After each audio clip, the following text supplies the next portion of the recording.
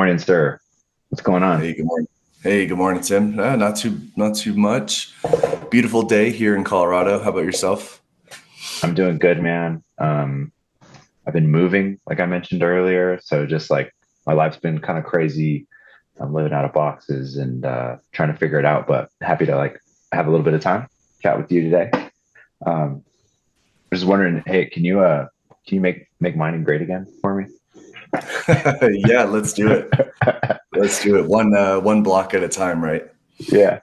So our concept for this episode is just to like talk about the arguments against proof of work, and then maybe we can just end by saying like what is like the modern proof of work actually going to look like, and why that's actually super legit. So all right, I got a list of questions. I'm just gonna kind of pass them over to you, and then we can both talk about them. I think you probably know a little more about this than me, so I'm down to like learn something. uh, okay, Sweet. so Yeah, we'll see. first one. Proof of work uses too much electricity. How do you feel about that argument? Yeah, so definitely with from a GPU perspective, even ASICs, right? Lots of wattage to utilize. Um, though I think it all just depends on what your sort of frame of reference is. So, for example, sure, it maybe uses electricity, but what is the output of that electricity? Is there maybe a dual use for this sort of input to output exchange? So, for example, as we all know, GPU mining or mining in general has a lot of heat generated. So, so then you could take a look at, all right, well, if we think Bitcoin mining is a lot of electricity and we're also maybe supplementing some of the heat from that, how much does heat sort of furnaces and things like that generate in terms? So, in terms of trying to say, too much, it's like, well, what is it relative to? What is the context around? And so I think that's sort of important to take a look at. And so maybe Yeah, in contextually, it's maybe not a lot, but maybe it seems like it from a number perspective. yeah, especially like when you if you're like maybe not that familiar with the units that energy gets thrown out, it gets Mm, used to measure. So like you're like, oh, it's like this many terawatts or like whatever. And it's like, yeah, oh, that sounds like a lot. But great point. And also, in prepping for this, I didn't even think about the using miners to heat things. Just like some like passive water heating or something super totally. like totally makes sense, and it's going to actually make things cheaper for people. Um, yeah, Right. it's very cool.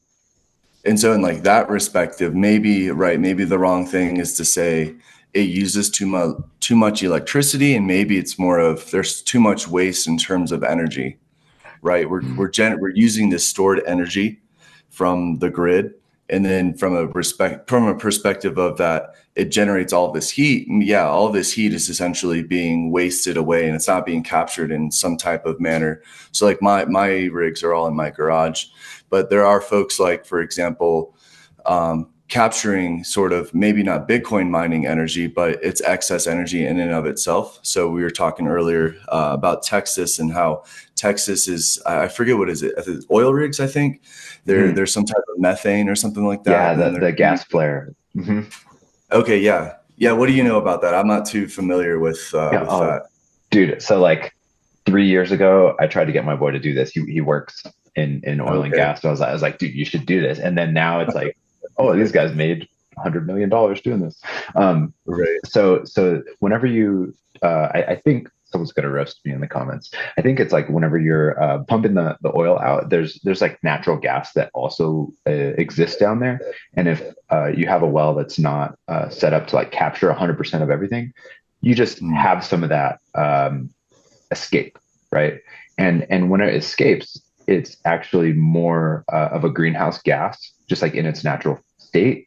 So they burn it. Like okay. it's just a gas that could be used for something else, but it's difficult to capture, or they're not set up for it, and so they just burn it, Mm, and that makes it a less of a pollutant. And so what people have done is just like set up like a little generator there that's going to run off of that natural gas that escapes, and they just use it to mine, just right there Perfect. on site. If they have different ones where it's like smaller ones, it's kind of a one-off thing. They just have like a little rig Mhm. on top of the well, or they'll Got it. have like a setup where they like siphon all the gas into like one location, and they'll have like a mining center, which is pretty cool. That's fascinating. Yeah, that's fascinating. Because then you really, because like, because right now we're kind of in a gold rush with respect to certain coins and like how much you get per block reward. And so eventually, we're probably going to converge to a level to where we get like that with like even GPU mining probably at Yeah, scale. yeah, I don't know about maybe eventually everybody will have a GPU miner in the home, just like we all have fridges and microwaves and stuff like that.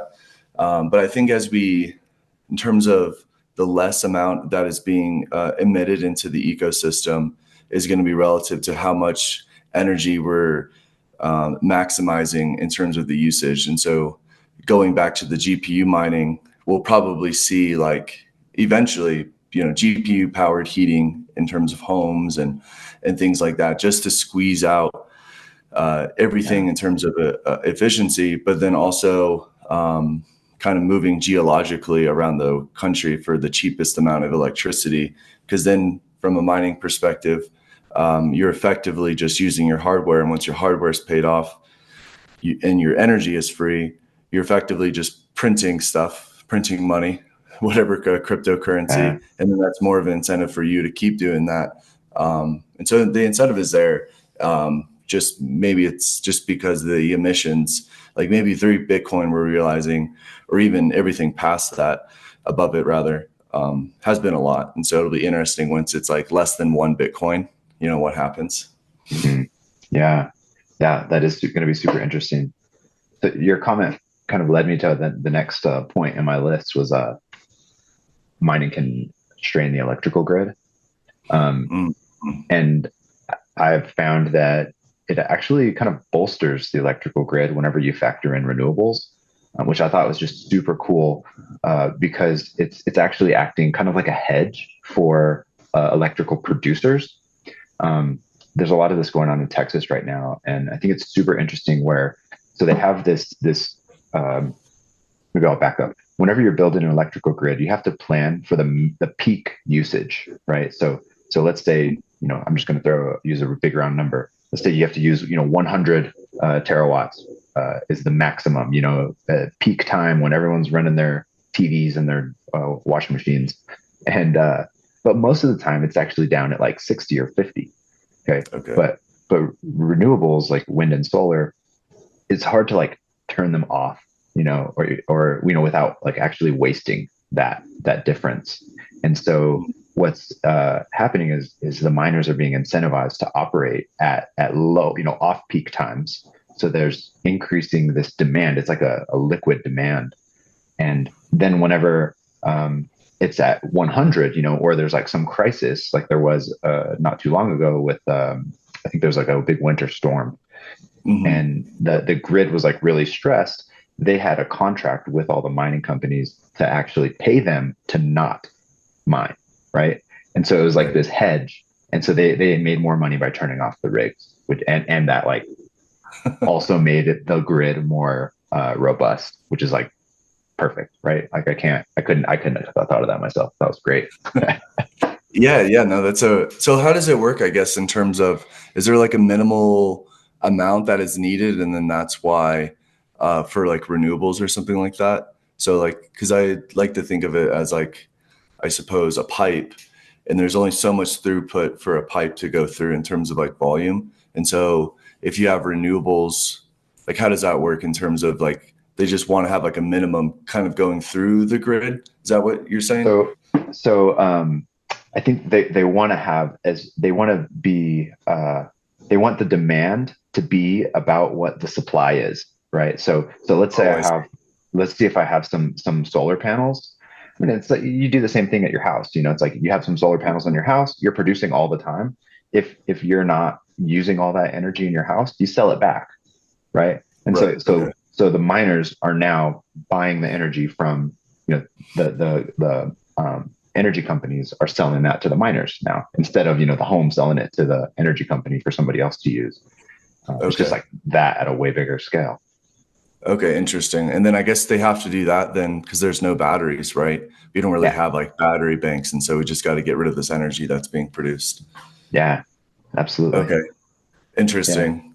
Yeah, and so I think, going back to mining, then, you know, e- there's probably some minimum that it would need to be just to maintain the grid. But yeah, being able to do stuff on and off, I mean, just makes it more interconnected with modern infrastructure, which obviously is like bullish in terms of just like crypto mining in general, just being integrated within these sort of like normal non-crypto institutions. So yeah, it's pretty cool to see. Absolutely. Hopefully, you Yeah. get a better deal too with the costs. Especially if you build out an entire like system, the whole like crypto farm and stuff. You probably get a good deal for Yeah. electricity. Nice incentive. Yeah. Yeah. Definitely, man. All right. Next point. Proof of work is useless and unethical. What do you think about that? I don't know. Useless. I don't really, I guess, get, right. Because we're protecting specific transactions. So for example, if you were to request some amount of ERG from me, like I don't need to prove that I have it. I can just send it. And then, Hmm. the miners can solve the puzzle for us. And then I think too, real world use cases. What happens if the government ever, turns its back on us? I mean, maybe less likely the United States, but maybe some might say it's more likely than ever. So we still need to have some sort of financial system that we can have access to. Um, that essentially people are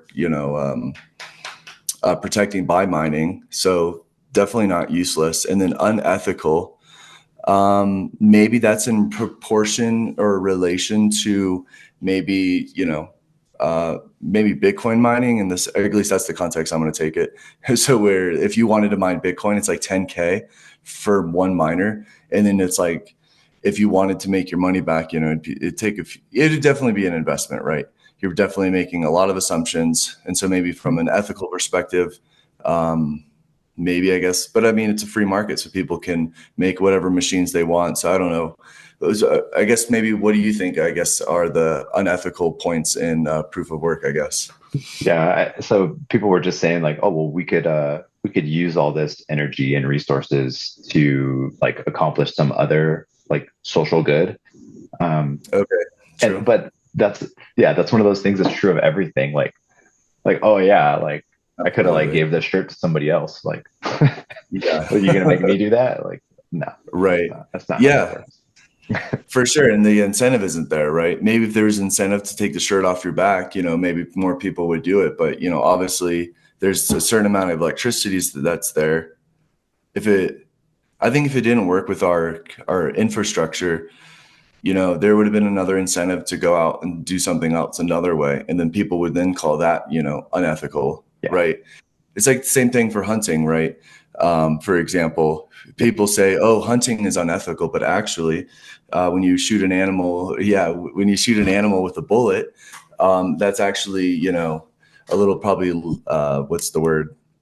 more Easier humane. than, Yeah, yeah, more humane. Exactly. Thank and you. getting eaten by a wolf. Yeah, Yeah, yeah, yeah, and it also the fees from hunting are used to maintain the environment. So especially in more extreme situations like in Africa or something, it's like oh like how hmm could you kill that elephant, right? And I'm not like for killing elephants, like I like elephants, but sure, whenever that happens, that elephant feeds like 100 people there, right, like they use all of that, and then that's how they protect from poaching by like metering out how many elephants can get killed or whatever. Like that is totally. what protects the rest of the herd. um, so I just think there's a parallel there. So awesome example. Yeah, and even like with the elephant, it's like how many elephants are in the emission contract? It's like, oh, well, only 10 for however long, like you're saying, and then that's sort of a predetermined sort of contract. Obviously, not a real contract. I mean, I guess in terms of cryptocurrency, I guess it considered be, but like a social contract, I guess is more of what I'm saying. Like by buying that token, by you basically are agreeing in some sense to whatever the determined system that has been agreed upon with and without you. Yeah. Yeah, So, but totally, of man. course, there could be changed, Yeah. but fork it. Okay. So, all right, the next one is there's a few about pollution. So Mhm. mining causes too much pollution, too much e-waste, too much water usage. Those are things I came across when I was looking this up. What do you think about mining and just being a pollutant? Yeah, I mean, I would say with respect to that, that's a really good point, especially to my sort of last point, where as the emissions slowly start to come to a halt, we'll probably see more optimization with respect to, how we're utilizing the heat. And so that kind of comes into sort of using too much water per se, because there are immersive, I think it's called mining. Basically, they use mineral water, so not regular water. Mhm. Um, Pollution, I haven't really, and I guess it could be like mineral waste, but even hardware. Some people, in terms of how they run their rigs, right, they could just run them to the ground, Mhm. um, try to produce as much as possible, and then next thing you know, we have like landfills full of GPUs. But then I still think there would be an incentive to, especially with Ergo, how we want to utilize like even old hardware, there would be somebody that could buy those at cost really, really cheap and then re-engineer, fix something.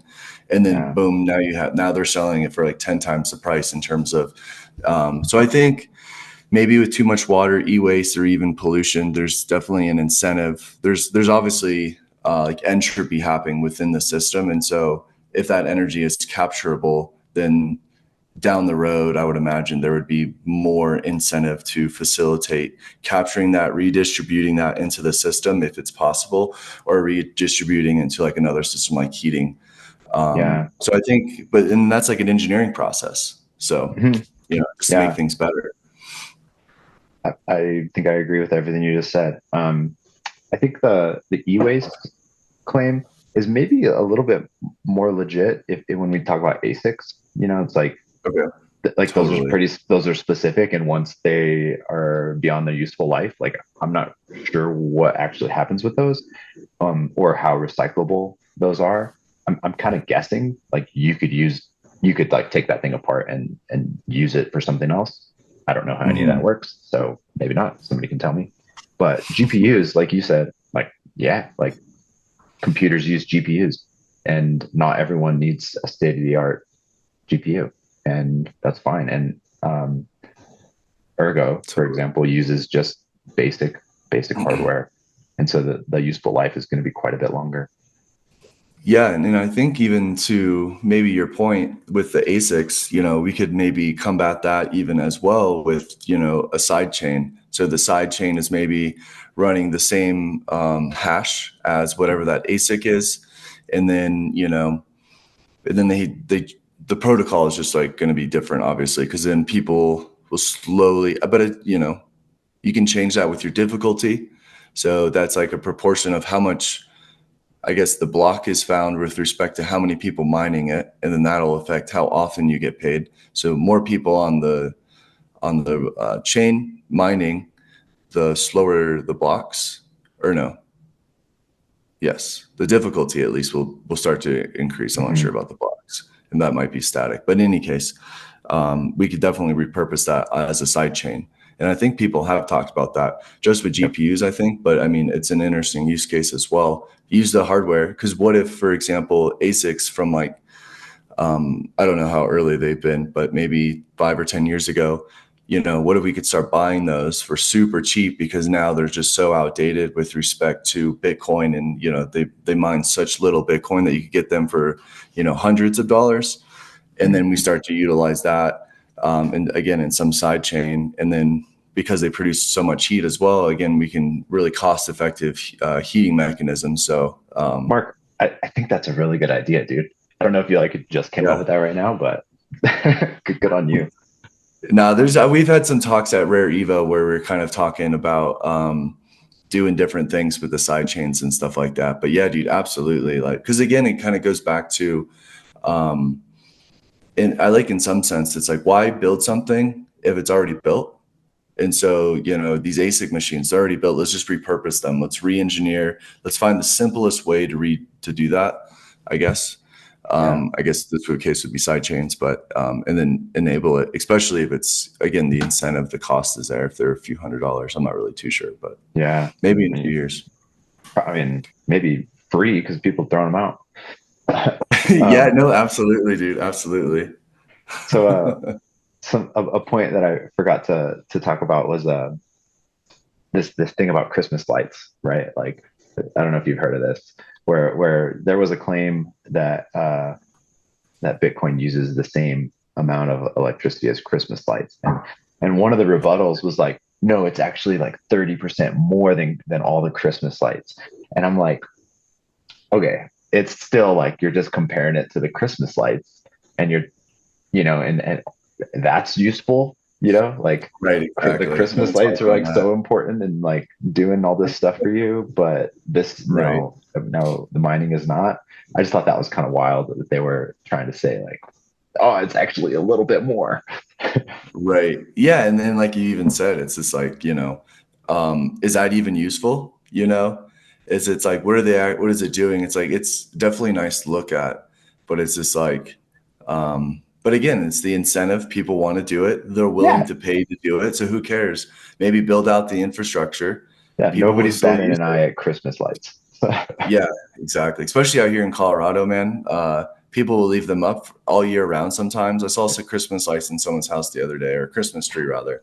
So it's like, all right. How funny. Okay. Proof of work is centralizing. What do you think about Okay. that? Yeah, I think it's slow. Well, I think that is with respect to the chain. Because again, kind of going back to the idea of, um, the accessibility of buying a Bitcoin miner. Like I can't just go and buy a Bitcoin miner right now. There's a lot of things. I mean, it's almost like buying a house, right? So you got to have the finances, you got to have the funds, and you got to know which one you're buying. You got to make sure it's not just going to arrive dead, and then a lot of these things, they come, oh, hey, you have a 2-week warranty. That's ridiculous. You're spending $10,000, sometimes $20,000, $30,000 for either one or multiple. So from that perspective, it's more of like, if you can afford it, then yeah. And a lot of these people probably, maybe they got lucky in Bitcoin when it was early on, so they held it a lot, and that's awesome. But if somebody wanted to get started today, that'd be very difficult to do. Whereas Ergo, on the other hand, you can just buy a GPU. Everybody, for the most part, probably has a GPU, whether they Yeah, have your a computers laptop. probably already have one. Yeah, yeah, exactly. And so you can just set that up, run some scripts, put it in the background, and then you can even like limit it. So, for example, say you're using it and you want to mine, well, you can limit it to like 50% of like the total usage, and then it won't like bog down your systems. Yeah. Yeah, I think it just really depends on the chain in itself, and then you kind of even start to harp on in terms of centralization relative to the accessibility is like proof of stake of proof of work. Because if you want to become a node validator on a proof of stake chain, you got to have had a good entry for that given coin, and then you need a little bit of hardware. And so again, that accessibility to even becoming, for example, like a Cardano stake pool operator, you need a lot of ADA, lot of ADA to be a node validator, to actually not to mint the blocks. So Yep. it's kind of a versus, on the other hand, I can just find a block on Ergo. It might take some time, but I just need a GPU. And you see the lottery miners, the little USB miners, Yeah, like yeah. somebody hit a block with one of those, like, oh man, I can't imagine. Yeah, that would be amazing. I need to get one. Just you never know, right? Why That'd be not? fun. That'd be fun. Make the news. Um, Yeah, totally. okay. Proof of work is economically inefficient, and that's because the miners just have to sell all the time to cover their costs, and that creates downward price pressure. What do you think about that? Yeah, I think again that is relative to the chain. So I was actually before we were live and everything, I was looking at a slide deck and it said for Ergo in 2017, over 70% of the supply was mined in the ecosystem. So I really think it depends. Maybe like early on, right? You definitely, if you're a miner, you're probably just selling Bitcoin, selling. And then you're slowly realizing, oh, maybe I should keep like 10%. And so over time, you kept 10%. So maybe from a supply perspective, it's inefficient. Maybe even from a chain maturity, right? It could be inefficient. So if you just started a chain, well, now you got to build all these tools, decentralized exchanges, mixers, if that's sort of your jam, wallets. But with respect to holding and selling, there are miners that are doing that. So again, I think there's the incentive with respect to which hat you look at, whether you're a speculation miner and just kind of holding, or you're just trying to recoup your funds. And I don't think there's any wrong answer to any of this solution, because at the end of the day, mining is a business. All these things cost money. Electricity costs money. And so again, if you can set yourself up to have that stuff paid off, then you can just hold. But otherwise, there's going to be a number of people selling. And I think that's it needs to happen, I suppose. I think it needs to happen.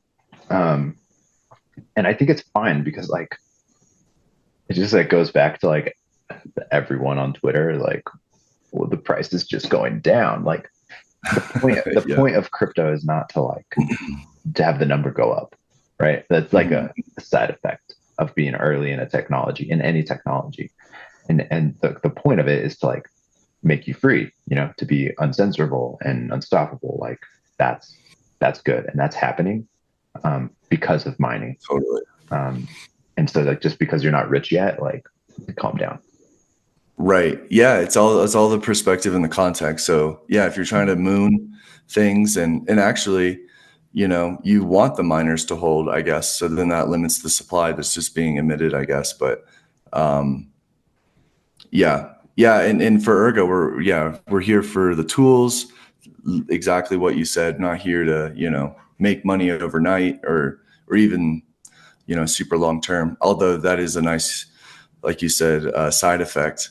But ultimately here, because if one day the government tries to shut us down or something, well, I can still mine. I can still send my transactions. Might take some time if a lot of people get shut down.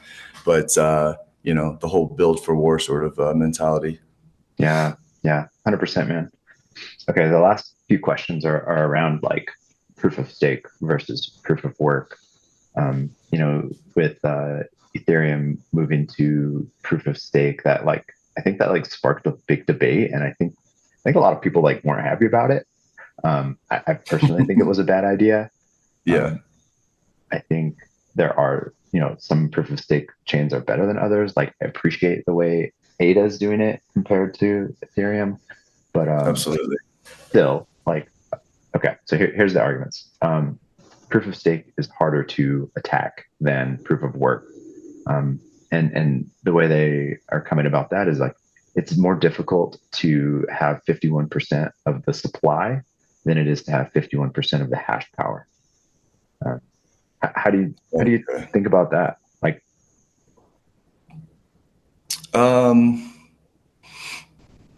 well, I think it all depends. So let's see. So with proof of stake, say the price of ADA rocket ships to like, I don't know, $100, right? That would be wild, right? There would be craziness in the streets, but people would probably be pulling their ADA out of staking as soon as possible and then selling that. So then the total volume that is being staked starts to rapidly decrease, right? People are selling it, cashing in for USD. So whereas proof of work, on the other hand, we're just going to get more hash power. Price of Ergo goes to $100. More people are going to people are going to be mining that, and then the difficulty is going to skyrocket. No one's going to stop mining it, right? And so I don't know if I agree with that. It would be harder to attack. I mean, you could just, again, get the price to pump, and then in theory, plants or just wait in the shadows, wait for that to happen. and then just fire on from like a social perspective, like, oh, hey, we're unstaking so we can sell it. And then, start the narrative, oh, we'll buy back lower. You know what I mean? And then while people are doing that, holding it, on an exchange for however long, they're not staking it. Yeah. I don't know. Is there another way, do you think, have you thought of that it would be different? Well, I guess people feel like the value of like 51% of the miners is less Hmm. than the value of 50% of the supply. Um, and I think like maybe nominally that's true. You know, like if you just kind of like Hmm. did the math on like how many miners you could buy for this many dollars, but like Hmm. once you start buying 50% of the supply of something, that means the price goes up. You know, so it's like Right. could you really buy 50% of all the Bitcoin miners? Like, no, like Yeah. No. no, absolutely not. Um, and Yeah. That's a lot of with money. GPUs, that is maybe a little bit easier because there's a ton of GPUs around there doing all kinds of stuff. It's like maybe, but I don't see the incentive to doing that because like there's other stuff to do with all those miners. You know, it's like Hmm. you have with AI right now, like AI is probably not probably AI is probably competing or outshining crypto mining right now. You know, Hmm. they're processing all of Certainly. this, and so like that's where the money is. It's like, why would they do that? Um, and I also think like the point still stands. Like if you start buying all these GPUs, the price is going to go up, and if you start mining all the erg, like price is going to go up. But it's just kind of how it is. Yeah, yeah, and I think like you were saying too. It's like, what is the attack's purpose, right? Are you trying to tank the price? Are you trying to increase the price? Are you just trying to accumulate more of that specific token? And then also, okay, so there's the obvious like chain attacks, maybe to try to shut down the chain, like I think somebody was attempting to do on Cardano or something. But there's social attacks too, um, from various different ways to, I guess, again, depending on what you're trying to do. So maybe access funds, maybe you're just trying to, there's a bunch of different ways, and maybe and just because you're proof of stake or proof of work, you could still be attacked, I guess. But I guess it's different from 51% attacks. I'm getting into a tangent, but in any case, Yeah. In any case, it's not that clear that that's true. Yeah. yeah. So, okay, next one. Proof of stake is more scalable than proof of work. Do you think that's true? Maybe if you buy from a hardware perspective, sure, but then you have to have, again, a good entry on the assets. So sure, a Cardano node is like easy to set up. You could set it up on a Raspberry Pi. That's all you need. But then you also need like a marketing arm to gather all the ADA if you can't supply it. And I think last I was looking, this was a few years ago, but you needed like, hundreds of thousands of ADA. You know what I mean? And not everybody has maybe access to those funds versus proof of work. Again, everybody for the most part has access to their laptops. You could start a mining pool. I think the tools are maybe less friendly to start up a mining pool. At least that's what I found. But we're working actively right now to set it up to where it's sort of like a one button press after you mess with like a config, kind of like a Cardano stake pool. So Mhm. I think maybe so. Cardano nodes are scalable just in the sense of hardware, but and actually to get it minting, I disagree. But then proof of work, it's just a lot easier to set up. So Yeah. um, Yeah. So I like the way you took that. I think I agree with everything you just said. One of the ways that they were talking about this in the article was like they're capable of processing more transactions than proof of work, okay. which again, I don't necessarily think is true. You know, it's like we have, I mean, you have these specific chains like Casper or something. It's like they're just Hmm. like going crazy with the blocks, right? Like that you could Totally. absolutely fire out as many transactions as you, as many as you could. And then you have things like the subblocks coming live on Ergo, where it's like a Mhm. few seconds. Every subblock would be just a few seconds. Um, and I think that really, like, I don't know, it kind of makes it a moot point. And then even beyond that, it's like that's what all these layer twos are doing. Um, and For sure. it's like this. I just don't see it. I just don't see it as a actual benefit to proof of stake. Um, Yeah, it just because depends it on use case. Yeah. depends on use case. Absolutely. Okay, just a couple more. Proof of stake is more decentralized. Do you think that's true? Um, yeah, no, not really. Just because, again, I mean, maybe within like the first month or so, I suppose, because again, it's sort of free roam with respect to the cost of the coin that you have to have. And so I know I've been picking on Cardano. So switching over to ETH is proof of stake now. Well, one Ethereum is like, I don't know what, 3,500 bucks. This is like 3 grand or something like that. And I'm not sure how much you need, but let's just call it 15 or You 10 need more even. than that. Yeah, you did a lot. Yeah, right. I'm trying to be nice here, but yeah, but dude, that's a lot of money to make a validator. And then and then from a Ethereum perspective, there was this bug or something to where um, you potentially locked up yours and all of your stakers Ethereum uh, for whatever reason, like locked it in the smart contract, so it's gone forever. Um, so but I think it's less decentralized just because of the fact that it's not as accessible. So, Yeah, decentralization, like, sure, there's a bunch of random people, but now there's a lot of centralized individuals trying to scoop up a lot of the specific, nodes and running maybe multiple. Like you see that on Cardano. And so you see a bunch of the same stake pool one, two, three, four, et cetera. So it becomes less and less decentralized. But again, the incentive is there to facilitate having as many as you want, I suppose. But the same is also true for proof of work, but it's actually encouraged to have more GPUs, protects the network, higher hash rate. But you also, but again, from a cost perspective, it's cheaper. Of course, if you have the funds, you can buy the more expensive cards, the more efficient cards. But for the most part, 50 bucks, 100 bucks, you can buy some of these cards right now on eBay. And at least from an American perspective, that's pretty reasonable. yeah, for sure. Um, so one thing I appreciate about, like, especially Cardano's model is like the liquid staking. It's like that allows a lot of people to participate in the staking, but that's not the same as running one of these validators. What is So liquid staking? I'm not familiar with it.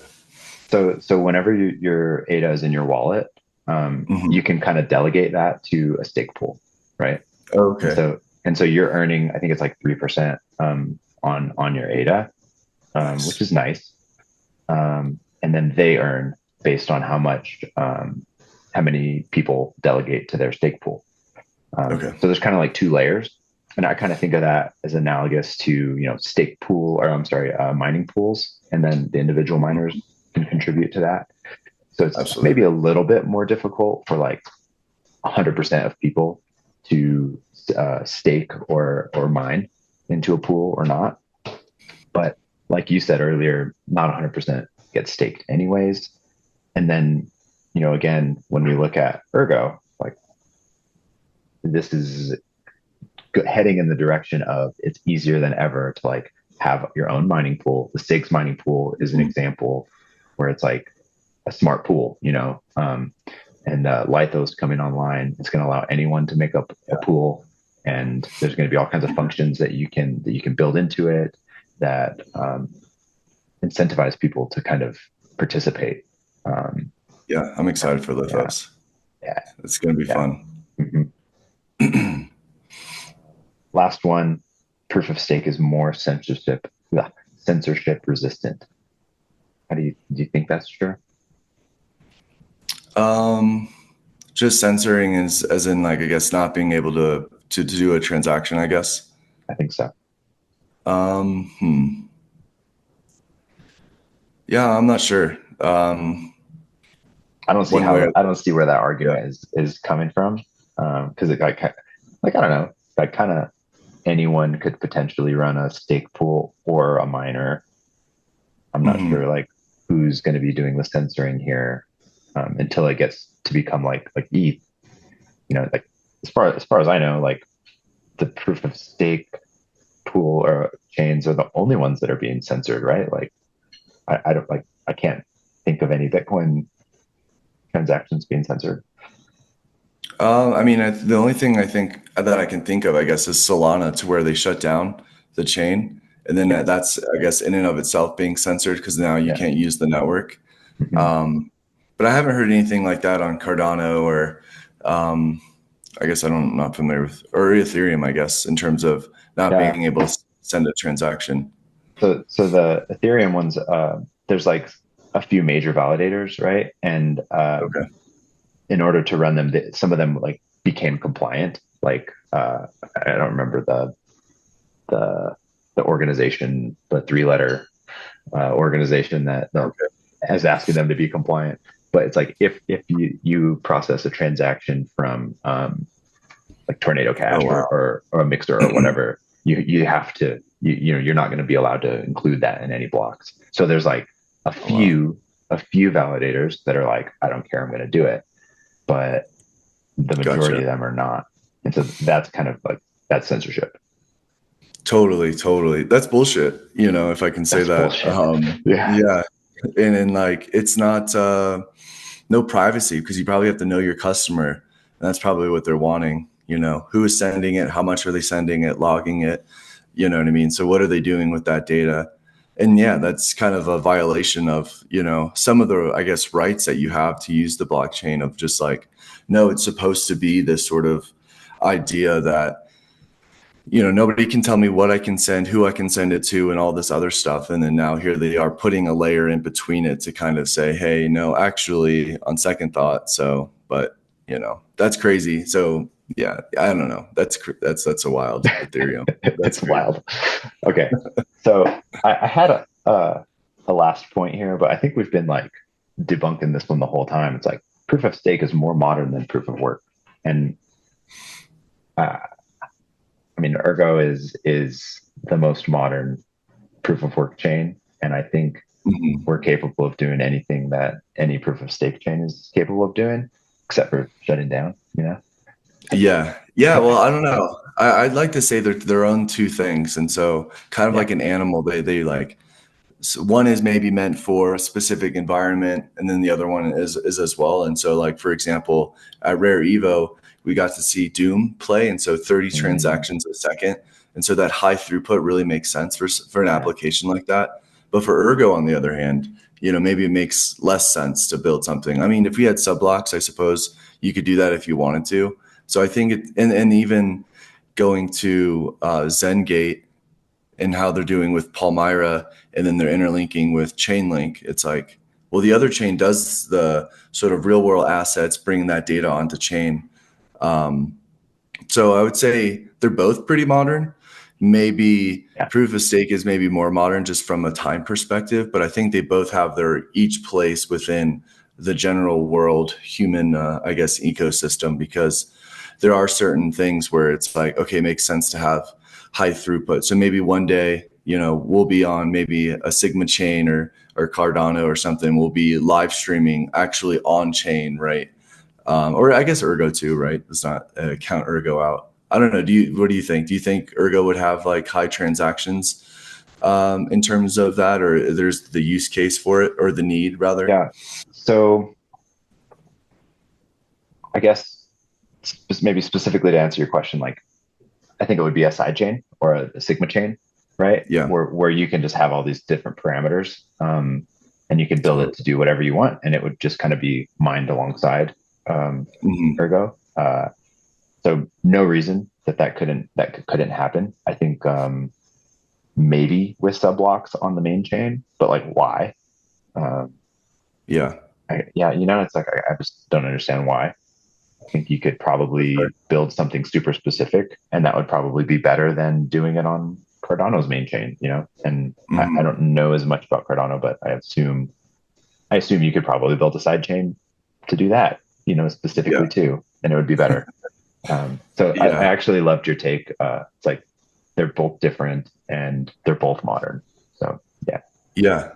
Yeah. Yeah. And like, and then even with what you were saying, it's like, well, we could build it on a layer two, but then it comes down to, all right, should I use a layer one or a layer two for this approach?